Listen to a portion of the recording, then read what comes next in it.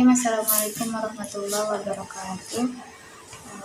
Perkenalkan, saya Syakira Zahidah, NIM 1249210042 dari jurusan Akuntansi Syariah angkatan 2024. Nah, pada kesempatan kali ini saya akan menjelaskan tentang accurate. Di sini saya sudah ada beberapa contoh, tapi saya akan buat usaha baru ya. Data usaha baru, nama usahanya silakan teman-teman bisa isi sesuai PT atau usaha teman-teman yang mau teman-teman bikin gitu ya. Nah, kemudian kalau di sini saya bikin PT Zero Risk, berharap tidak ada resiko di dalam perusahaan ini. Kemudian bidang usahanya teman-teman bisa isi sendiri. Saya ambil komputer dan elektronik. Kemudian klik buat data usaha dan lanjutkan. Nah, setelah itu tunggu dulu ya, jaringan saya agak melek. Ya, masih loading, masih bentar. Nah, oke, masih loading. Nah, di sini akan ada laman untuk informasi perusahaan. Teman-teman bisa isi kategori usahanya. Kalau saya retailer ya, jadi hanya menyalurkan gitu.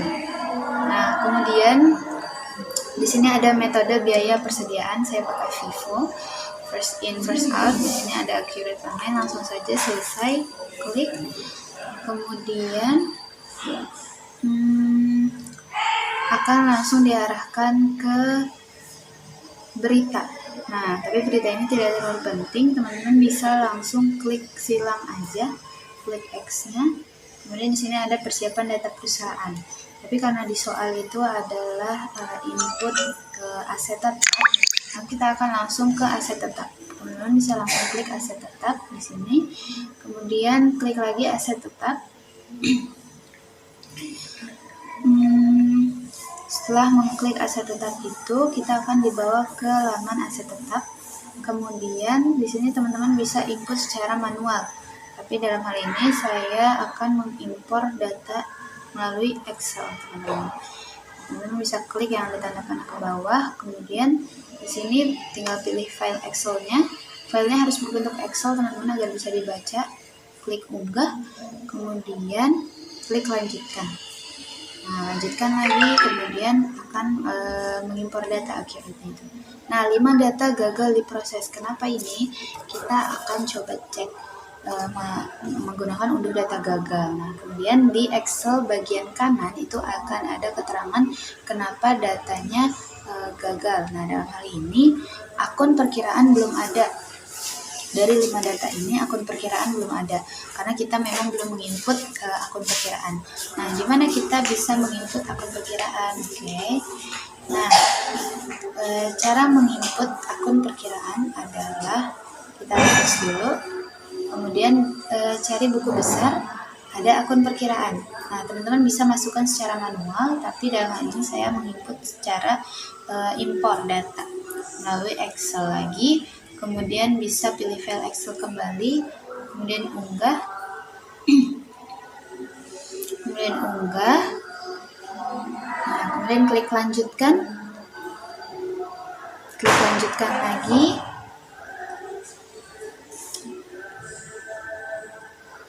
Kemudian setelah ini akan, nah, lihat ada 6 data gagal lagi diproses. Kita unduh data gagalnya, kita cek kenapa bisa ada data gagal.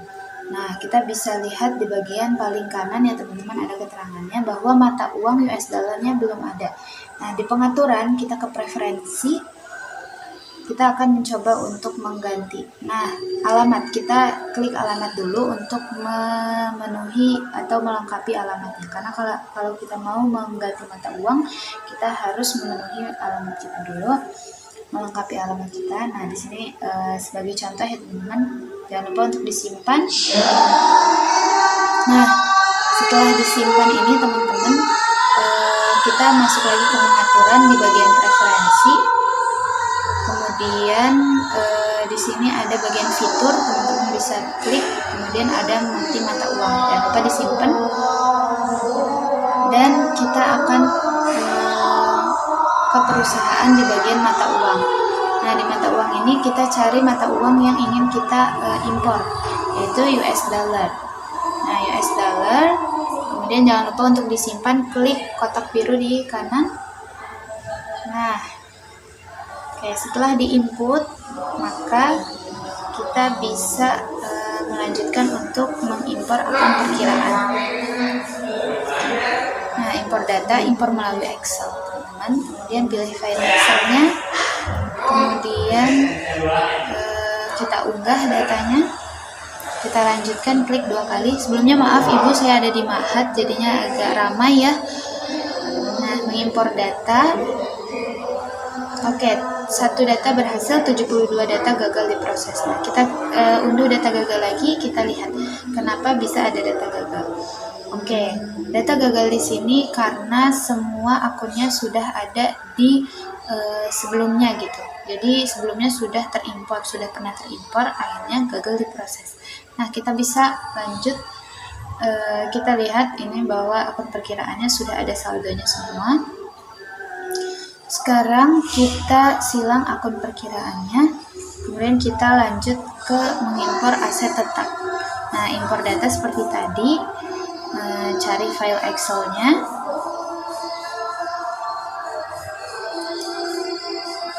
kemudian kita unggah, kita lanjutkan. Nah, oke, 1 data berhasil, tapi 4 datanya masih gagal. Kita coba unduh dan kita cek lagi ada apa nih. Di bagian kanan, di bagian Excelnya itu ada kategori alatnya. Oke, jadi kategori asetnya. Oke, jadi kategori asetnya belum kita input ya teman-teman. Nah, di mana kita bisa menginput kategori asetnya? Kita keluar dulu dari Excelnya. Nah, di bagian aset tetap itu ada kategori aset. Nah, teman-teman bisa klik, kemudian nanti akan ada seperti ini. Kita bisa input tadi. Nah, ada gedung yang tadi tuh yang tidak bisa dia input. Itu ada gedung, kemudian ada peralatan ya teman-teman. Nah, jangan lupa untuk disimpan, klik kotak biru di kanan. Kemudian terakhir itu ada kendaraan. Nah, oke, jangan lupa disimpan. Kemudian kita silang kategori asetnya. Sekarang kita lanjut untuk mengimpor aset tetap. Impor data seperti tadi, impor dari Excel. Kemudian pilih file Excelnya. Lanjut lagi, unggah. Kemudian lanjutkan. Oke, lanjutkan lagi. Oke, kita mengimpor. Nah, 4 data berhasil diproses. 1 gagal karena tadi kita sudah mengimpornya. Oke, kita bisa lanjut lagi. Sekarang kita akan mengecek HPP ya teman-teman. Nah, mohon teman-teman untuk fokus gitu ya, karena HPP ini agak kompleks. Nah, sekarang kita akan pergi ke kepersediaan di bagian barang dan jasa. Nah, kita masukkan contohnya kita handphone ya.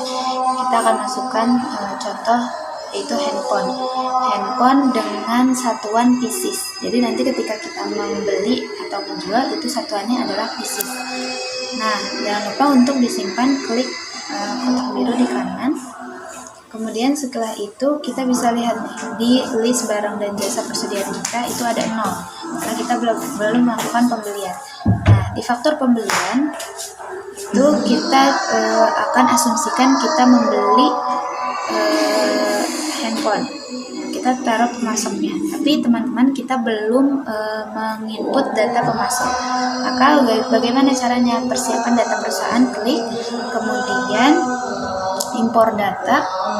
Nah, kita masukkan file Excelnya lagi berisi informasi tentang pemasok. Nah, klik lanjutkan 2 kali. Kemudian oke, 1 data gagal diproses. Kita lihat kenapa.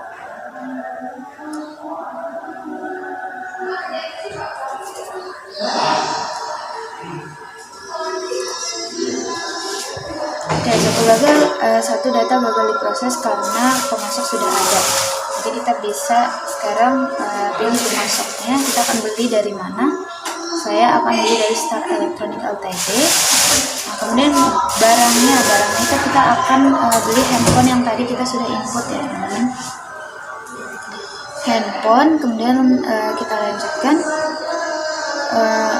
Kita lihat harganya ini masih dolar. Sekarang kita X dulu, kemudian kita ganti US dollar ini dengan Indonesian rupiah. Kemudian kita cari barang yang tadi, handphone. Nah, klik handphone, terus kita asumsikan harganya 5 juta per piecesnya. 5 juta. Kemudian kita klik lanjut, dan jangan lupa di bagian ini kita mengisi nomor faktur. Penting untuk mengisi nomor faktur ya teman-teman. Kemudian jangan lupa untuk simpan. Nah, kita lihat di barang dan jasa itu sudah ada handphone. Kemudian kita cari lagi, kita asumsikan lagi bahwasannya kita membeli lagi gitu ya teman-teman. Isi nomor fakturnya jangan lupa, kemudian isi barang dan jasanya, handphone lagi. Kemudian harganya kita asumsikan dia terkena inflasi, jadinya 5,9 juta. Lanjut. Dan jangan lupa nomor fakturnya kembali. Oke. Kita simpan. Kemudian kita akan lihat. Nah, ini faktor-faktor yang sudah ada. Sekarang kita akan melihat barang kita. Handphone sudah ada 2 pieces dari pembelian yang tadi. Kita lihat di stok. Nah, nilai satuan ini adalah nilai HPP yang kita cari dari tadi. Jadi nilai satuan itu 5.450.000. Nah, mungkin cukup sekian Ibu dan teman-teman. Saya Syakira Zahidah. Wassalamualaikum warahmatullahi wabarakatuh.